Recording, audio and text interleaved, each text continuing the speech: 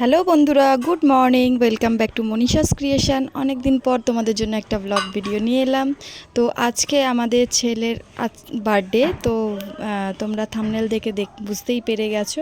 তো আমি এখন সকাল সকাল রেডি হয়ে একটু দোকানে বেরোবো, পুজোর সমস্ত ফুল কিনতে মন্দিরে যাব। তো আমি মন্দিরে চলে এসেছি। আমাদের এটা স্থানীয় একটি মন্দির, শীতলা মনসার মন্দির। এই যে আমার ছেলে বসে আছে, আমি আর ছেলে সকাল সকাল চলে এসেছি পুজো দিতে। এই মা আমাদের খুবই জাগ্রত। প্রত্যেক বছরই আমি ছেলের বার্থডেতে মন্দিরে পুজো দিই। আমার ছেলে প্রণাম করছে ঠাকুরকে। ও ঠাকুরকে ধূপ দেখায়, সন্ধে দেয় বাড়িতে। ও একটু ভক্তি শ্রদ্ধা খুব করে, ঠাকুরকে দেখেছি। কিন্তু দুষ্টুমিটা একটুও কমছে না, শান্ত হচ্ছে না কেন বুঝতে পারছি না। তো আমি মালা এনেছিলাম প্রত্যেকটা ঠাকুরের জন্য। আমি ঠাকুরমশাইকে বললাম মালাগুলো একটু পরিয়ে দিতে। তো তাই উনি মালাগুলো পরিয়ে দিচ্ছেন। এই মন্দিরেই আরও একটি আমাদের শিব মন্দির রয়েছে, ছোট্ট মতন। শিবরাত্রির দিনে আমি এইখানে ঠাকুরের মাথায় জল ঢালতে আসি। তোমরা আমার ব্লগে দেখতে পাবে এই মন্দিরটা। তো এই যে আমার ছেলে ধূপ দেখাচ্ছে মায়ের মন্দিরে। ও খুবই এক্সাইটেড ছিল, ও ভালোবাসে পুজো করতে। এই যে দুপুরের খাবার রেডি হয়ে গেছে, 5 রকমের ভাজা, ভাত, তারপরে ডাল, শাক ভাজা, আলু পটলের তরকারি, মাছের ঝাল, চাটনি, পায়েস, পাঁপড় ভাজা, 5 রকমের মিষ্টি, সমস্ত কিছুই রেডি করেছি। এবার ওর খাবার পালা। এর মধ্যে যে কতটা খাবে তার কোনো ঠিক ঠিকানা নেই। ওকে খাওয়ানোটাই যেন একটা বড় যুদ্ধ। তো অনেকক্ষণ পর ওকে নিয়ে বসেছি খাওয়াতে। ও তো খেতে বসেই বদমাইশি শুরু হয়ে গেছে। ও পাঁপড় ভাজা খাবে, আর কিছু খাবে না, খালি পাঁপড়ের বায়না। ও কিন্তু ওকে দেওয়া হচ্ছে না, আগে পাঁপড় খেয়ে নিলে আর ভাতটা খেতে পারবে না। তো যাই হোক, এত জেদ করলো, শেষমেশ দিতেই হলো। এই ওর ঠাকুমা এসেছে, ঠাকুমাকে আশীর্বাদ করছে। ওর বার্থডেটা আমরা খুবই এনজয়মেন্ট করি প্রত্যেক বছরই। তো আগের বছরের ভিডিওটাও আমি ছেড়েছি, তো এই বছরের ভিডিওটা আমি এখন তোমাদের জন্য আপলোড করলাম। তো দেখো, ও মাথা নিচু করে কি সুন্দর বসে আছে। ওকে দেখে যতটা শান্ত মনে হচ্ছে, ও ঠিক এতটা শান্ত নয়, ও প্রচুর দুরন্ত। ওকে নিয়ে সারা দিন আমার যে কিভাবে সময় কেটে যায় আমি বুঝতেও পারি না। ওকে খাওয়ানো তো যেন বড় যুদ্ধ, 1 ঘন্টা ধরে খাওয়াতে লাগে। এবার আশীর্বাদের পালা। চোখ বন্ধ করে বাধ্য ছেলের মতো বসে আছে, আবার মিটিমিটি হাসছে। আর আমার তো অবস্থা খারাপ হয়ে গেছিলো ঘেমে নিয়ে, কারণ পাখা চলছিল না, প্রদীপটা জ্বলছিল। তার কিছুক্ষণ পর অবশ্যই এসিটা চালানো হয়েছিল, আর পাচ্ছিলাম না বলে গরমে। এবার আমি আশীর্বাদটা সেরে ফেলছি। ওর বাবা বলল আমি আর এখন যাব না, তার কারণ হচ্ছে আমি ভিডিওটা করছি। ভিডিওটা অফ করে ওর বাবা আশীর্বাদ করেছিল, তো ওর ছবিটা আর নেওয়া হয়নি, ভিডিওটা করা হয়নি। এই যে বসে রয়েছে, আশীর্বাদের পালা চলছে।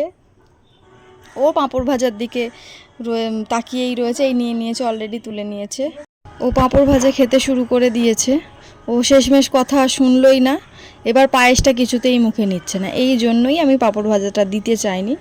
তো যাই হোক, জোর জবস্তি ও বলল যে না, আমি এটা আগে শেষ করব, তারপরেই আমি পায়েসটা খাবো। তো ওকে ওটা খেতে দেওয়া হলো, পাঁপড়টা।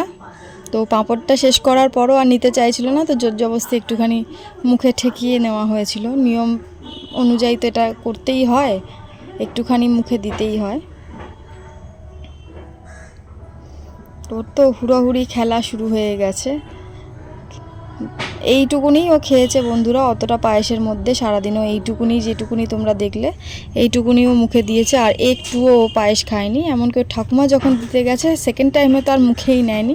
সত্যি কথা বলতে ও মিষ্টি জিনিসটা খুব একটা পছন্দ করে না, ও একটু ঝালটাই খেতে ভালোবাসে। তো মিষ্টিটা সেরকমভাবে ওকে দেওয়া হয় না। তো যখন যেটা ইচ্ছা হলো একটুখানি খেলো, ব্যাস ওইটুকুনি ওর স্বেচ্ছায়। ওকে জোর জবস্তি করে মিষ্টিটা দেওয়া হয় না। এবার আমি খাওয়াতে বসেছি।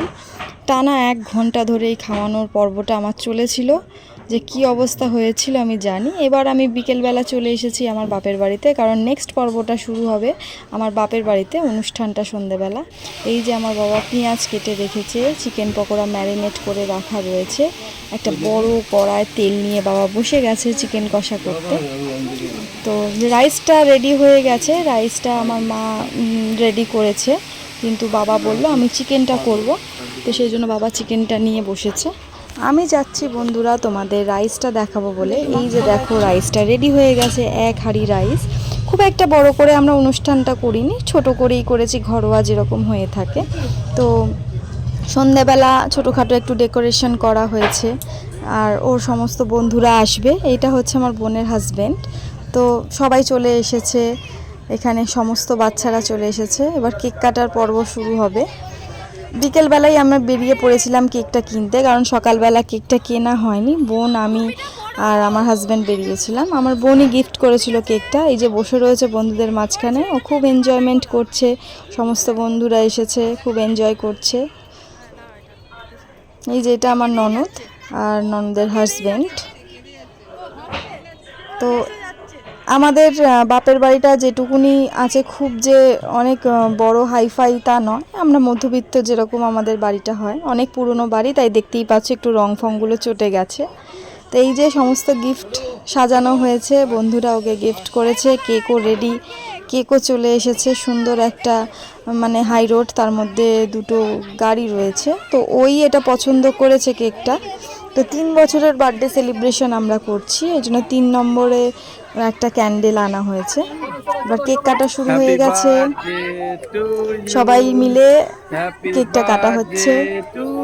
তো আমার খুবই ভালো লাগে এরকমভাবে ছেলের বার্থডে সেলিব্রেট করতে, কারণ এই একটা দিনই ও খুব আনন্দ করে। ও আনন্দ সবসময়তেই করে, কিন্তু একটা দিনই ওর কাছে স্পেশাল। আর আমি চাই এই দিনটা যেন ও সারা দিন খুবই আনন্দ করে। ও এত বদমাইশি করে, কিন্তু সারা দিন আমি চেষ্টা করি একটু ওর জন্য যাতে ওকে না বকি। তো সেই দিনও একদমই বকিনি, প্রচুর বদমাইশি। এই যে গিফট পেয়ে এখনও খুব খুশি। এবার গিফটগুলো খুলবে। কি পেয়েছে খুলবি তো?